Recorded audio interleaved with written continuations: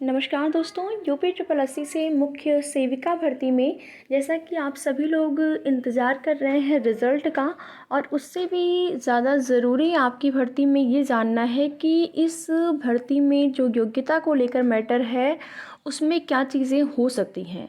अगर देखा जाए तो अलग अलग अभ्यर्थियों के द्वारा आरटीआई जो है टाइम टाइम पर डाली गई है, जिसमें कि वहाँ पर पूछा गया है कि जो उपाधि होती है स्नातक की, अगर विशेष विषय केवल 2 साल ही लिए गए हैं, लास्ट ईयर में वो विशेष विषय नहीं है, तो क्या वो उपाधि उनको मिलती है, नहीं मिलती है। इन सारी चीज़ों को लेकर, और साथ ही साथ बीए और बीएससी जो पाठ्यक्रम है वो समकक्षता में आता है कि नहीं आता है।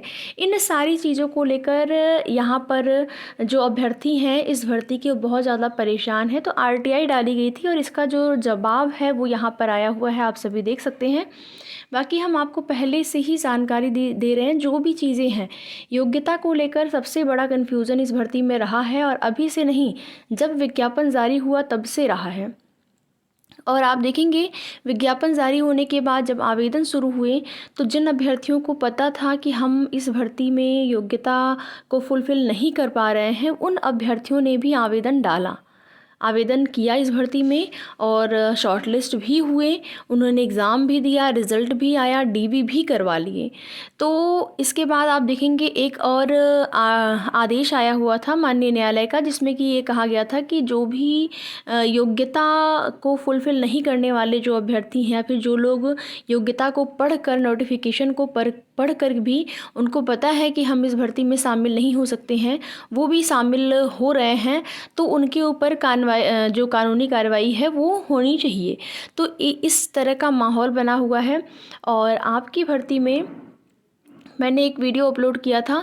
देखिए, जो भी ज़रूरी सूचना होती है, हमारा यही केवल उद्देश्य होता है कि वो जानकारी आप सभी तक पहुंचाई जाए, जिसमें कि आपका जो रिज़ल्ट है, रिज़ल्ट को लेकर आपका इंतज़ार है।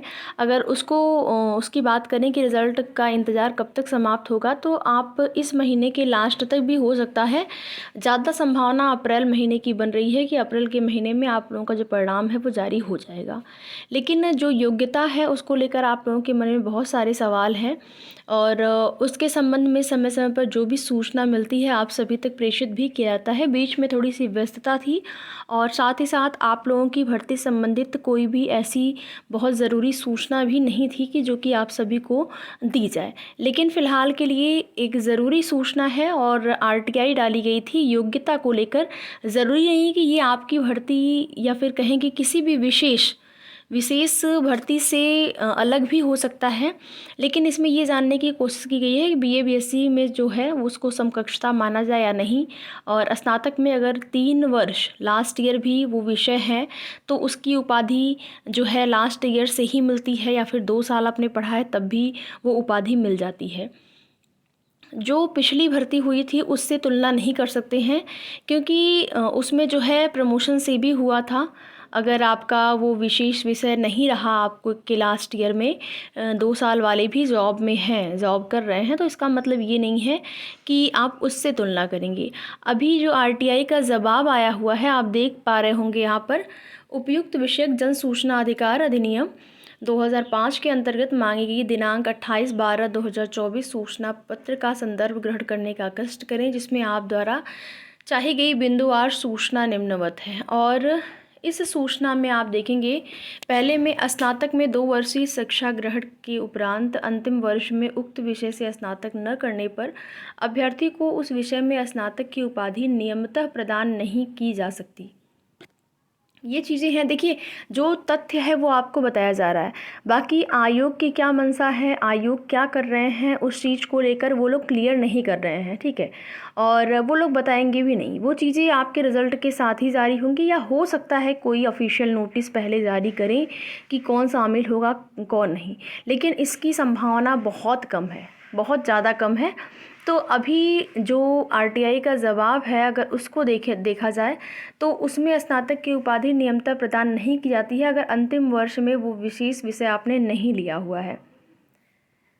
आगे देखेंगे बिंदु संख्या 2 के संबंध में अवगत कराना है कि बीए पाठ्यक्रम और बीएससी पाठ्यक्रम समकक्ष योग्यता में नहीं आते हैं। जैसा कि मैंने आपको पहले बताया था कि अगर आपने बीए उस विशेष विषय के साथ किया हुआ है, बीएससी भी उस विषय के साथ आपका है, तो समकक्षता वाला जो मैटर है उसमें आपको हो सकता है ले लें। ये लोग रूल कुछ भी नियम लगा के ले सकते हैं आयोग विभाग, लेकिन यहाँ पर इस चीज़ की भी पुष्टि हो रही है कि बीए पाठ्यक्रम और बीएससी पाठ्यक्रम को जो है वो समकक्ष योग्यता में नहीं लिया गया है या फिर नहीं आता है, यहाँ पर बताया गया है।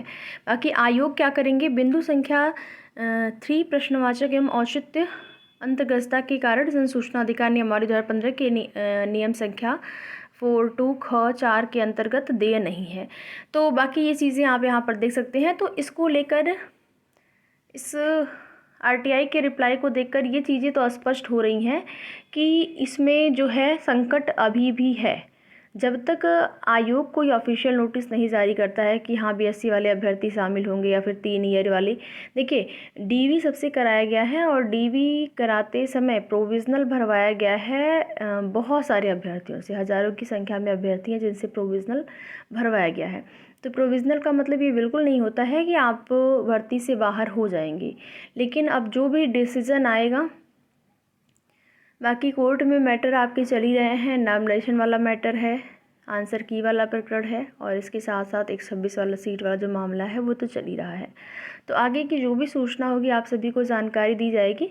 आप लोग बहुत ज़्यादा परेशान हो जाते हैं, क्या कुछ सूचना है, कुछ लोग इरिटेट भी हो जाते हैं, जैसे कि जो लोग जिनको पसंद नहीं है वीडियो देखना या फिर सुनना, तो अगर आपको लगे कि ज़रूरी है सूचना, अगर आपको ज़रूरी लगे तभी आप वीडियो को देखिए, या फिर आप वीडियो को नहीं देखें, चैनल को आप अनसब्सक्राइब भी कर सकते हैं। जिनको ज़रूरी लगे, लगातार बहुत सारी बहनें हैं परेशान होती हैं, उनका कमेंट आता रहता है कि क्या कुछ जानकारी है आप दीजिए। तो यही आज की डेट में सूचना मिली है, आरटीआई का जो रिप्लाई आया है, और ये बहुत ज़रूरी है सबको जानना, चाहे वो कोई भी अभ्यर्थी हों, किसी भी विषय के हों या फिर किसी भी भर्ती से संबंधित हों।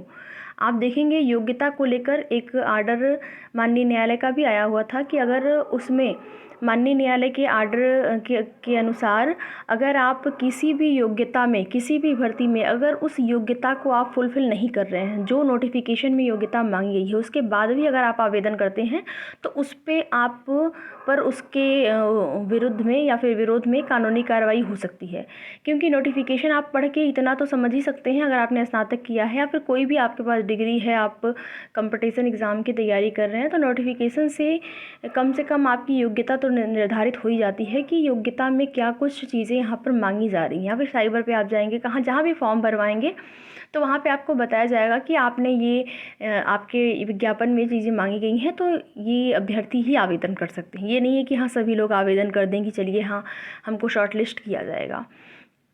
तो अभी भी चीज़ें अगर आयोग की तरफ से देखें तो स्पष्ट नहीं है। बाकी और जो भी जानकारियाँ मिल रही हैं अन्य सोर्सेज से, अगर उसके आधार पर देखें तो बीएससी वाले अभ्यर्थी और जो 2 साल वाले अभ्यर्थी हैं उस पर संकट है। बाकी आगे की जो भी सूचना होगी आप सभी को जानकारी दी जाएगी। वीडियो पसंद आए तो लाइक शेयर करके, चैनल पर नए हैं तो चैनल को सब्सक्राइब भी ज़रूर करें। वीडियो में लास्ट तक बने रहने के लिए आप सभी का बहुत बहुत धन्यवाद।